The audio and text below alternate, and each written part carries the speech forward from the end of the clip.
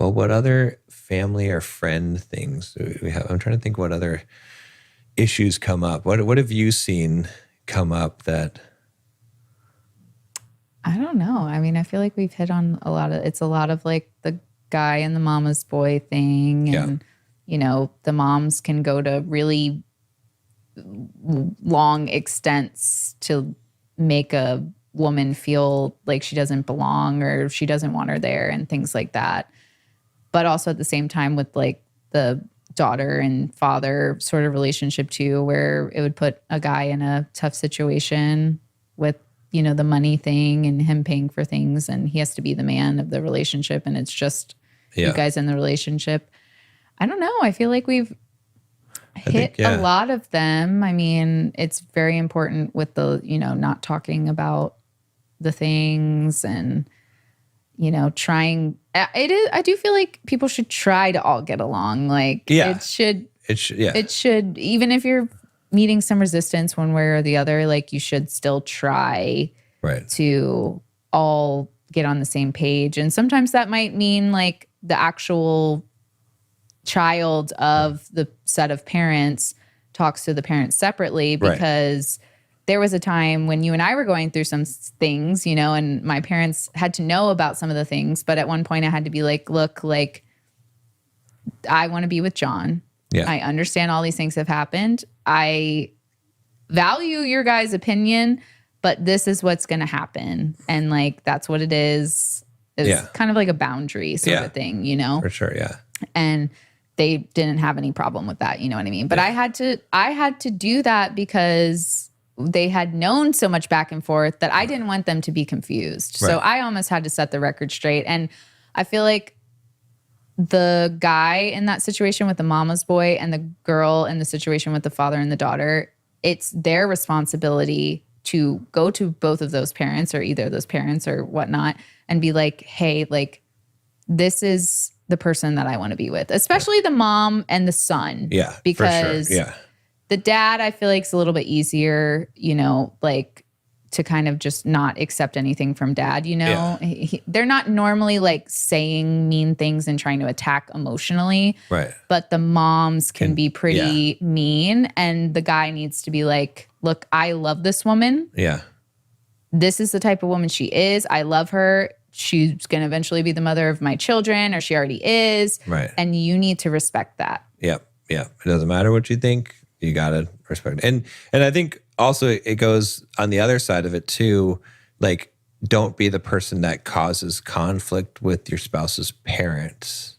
Like, even if you don't like them, tolerate them because to a degree, I mean, obviously if they're totally disrespectful to you, then you can leave, but don't get into it with them ever. There's no need because the thing is, as a guy, look, a woman's parents are always going to be her parents.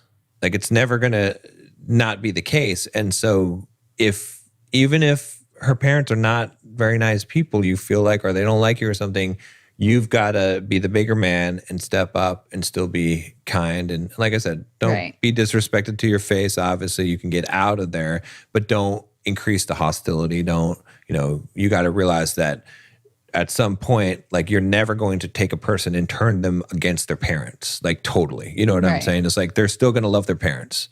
So even if the parents are wrong, like, again, you should always side with your spouse, but you do have to recognize that dynamic that it's like people are not going to hate their brothers or their sisters or their parents. And they might even talk shit about their parents. That's another thing that happens is if your spouse talks shit about their parents, you listen, you support, but you don't pile on. They can talk shit about their parents. You can't talk shit about their parents or any family member, really. That's how it is. You hear them out, let them talk the shit about it. It's fine, but you don't say anything because it's what's so funny is a lot of times this will happen in the situation where they'll be talking shit about some family member and then you say something and now they're going to be defensive.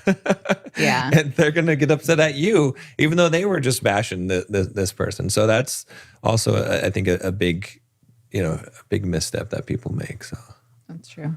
Yeah.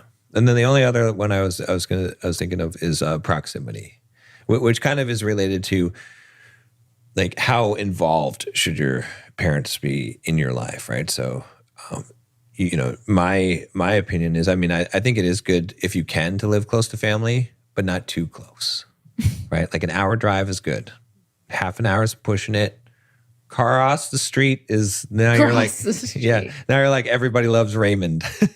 Mom coming over every single day, right? And then some But that's people, what I grew up with. Like it was literally like my house I grew up in, my great grandparents' house, my grandparents' house. yeah, And like, so it was kind of nice because I could just literally drive my little like 4-wheeler over to grandma's house. But yeah, I get what you mean though. And then like my grandparents never like popped in or anything, thank goodness. But it becomes tough because you have to really like separate and live your own lives, together and start your own family. And sometimes the influence can be too strong, especially. But it is helpful when you have children, like, you have someone to watch the children and it's their family member, like, and also like I grew up obviously with like a big close family. So like I hung out with my cousins a lot and that was like, it was really nice like to feel like I had a big community of people. Yeah. So I do like that. I mean, again, I also like went and did my own thing. So I